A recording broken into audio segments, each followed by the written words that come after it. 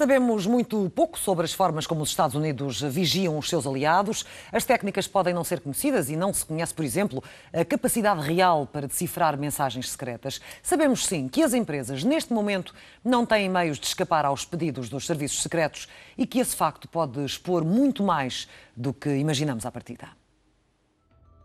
Os espiões de hoje, pelo menos estes, têm site e anunciam a sua atividade. Nem tudo pode ser revelado, mas no site da NSA, a Agência de Segurança Nacional dos Estados Unidos, os objetivos estão bem explícitos e passam por conseguir saber tudo o que tenha interesse para o país. Ano 2001, o Parlamento Europeu confirma num relatório a cargo do português Carlos Coelho que os Estados Unidos já então espiam a Europa. Todas as nossas recomendações de 2001 foram esquecidas pelos Estados-membros, pela Comissão Europeia, pelo Conselho Europeu. Em 2001 falava-se em interceptar satélites. Depois soube-se que os americanos têm acesso aos cabos internacionais de fibra óptica. Quase todo o software, todos os programas que gerem essas comunicações são construídos a partir de tecnologia americana. A desconfiança é que a NSA teve acesso às empresas e conseguiu colocar em muitos destes pontos portas dos fundos, por assim dizer, formas de apenas a agência entrar em tudo o que dizemos.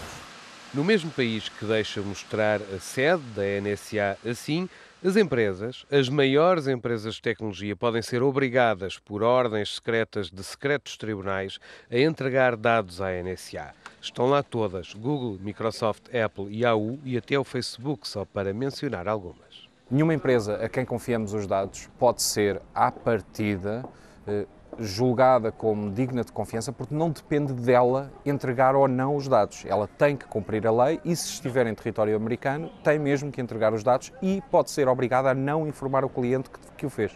Edward Snowden contacta jornalistas e a pouco sabemos que houve escutas em massa nos próprios Estados Unidos. Depois é a França, a Alemanha, a Espanha, o México, o Brasil. A pouco conhecem-se milhões de escutas em países aliados e também escutas às comunicações dos seus dirigentes. Não estamos a falar objetivamente do combate ao terrorismo. Estamos a falar de espionagem pura e dura sobre os aliados, o que é inqualificável. De um lado, a colaboração terá sido tal que a NSA afirma agora que milhões de dados de comunicações foram entregues pelos europeus. São duas coisas diferentes, andar à pesca em milhões e milhões de telefonemas e correios eletrónicos de alguma coisa que possa ser uma ameaça ou escutar um telemóvel específico de um presidente ou de um primeiro-ministro. E um dos conselheiros da administração Obama disse esta semana que estava a perder um pouco a paciência com os europeus, porque se algum líder estrangeiro, sem mencionar qual, utiliza o seu telemóvel ou correio eletrónico sem estar certificado, sem estar protegido pelos serviços secretos, então as escutas dos americanos são o menor dos seus problemas. Esta é a Embaixada Americana em Berlim, um dos poucos edifícios que a Google tem que tapar parcialmente. E daqui terão sido geridas as escutas a Angela Merkel durante 10 anos, que os Estados Unidos ainda não explicaram de que forma contribuem para combater o terrorismo. Aceitámos essa tecnologia, nós adotámos essa tecnologia e não tivemos o cuidado de a entender. Telemóveis, computadores, o software que nós corremos, o famoso Windows e o famoso Mac OS X, que nós corremos nos nossos computadores, que vêm de empresas americanas.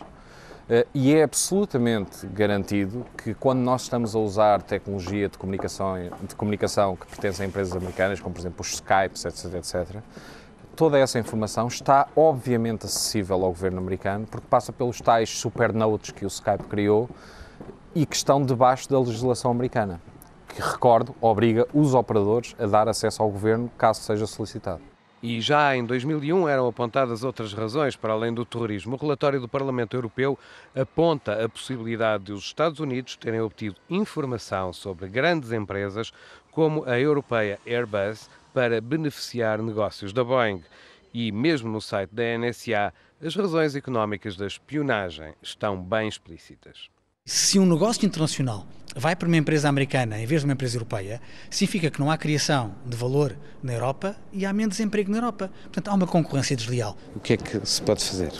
Escolher empresas europeias que tenham servidores em território europeu ao abrigo de legislação europeia. E nós temos na Europa alguns países que são particularmente zelosos pela privacidade das pessoas. A ideia de que os e-mails dos cidadãos devem ser reforçados em termos da sua privacidade.